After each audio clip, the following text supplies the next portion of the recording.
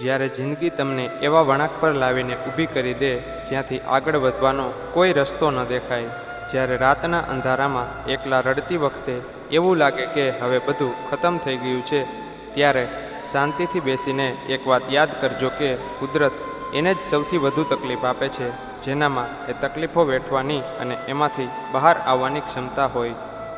લોકો તમારો સાથ છોડી ગયા, ભલે છોડી ગયા, કારણ કે ઈશ્વર ઈચ્છે છે કે તમે તમારી અંદર છુપાયેલા એ સિંહને ઓળખો જે અત્યાર સુધી બીજાના સહારે જીવતો હતો. ડિપ્રેશનના વિચારો તો એક વંટોળ છે, એ આવશે અને જશે, પણ તમે એ વંટોળમાં ઉખડી જનારા ઝાડ નથી. તમે તો એ હિમાલય છો જે ગમે તેવા તોફાનોમાં પણ અડીખમ ઊભો રહે.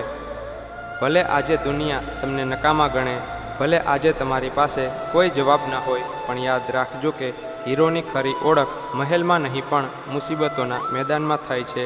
તમારા આંસુઓને નબળાઈ ના બનાવો, એને તમારી જીદ બનાવો. અને હા, આ તો ફક્ત એક મુશ્કેલ પ્રકરણ છે. તમારી આખી જિંદગીની વાર્તા હજુ બાકી છે.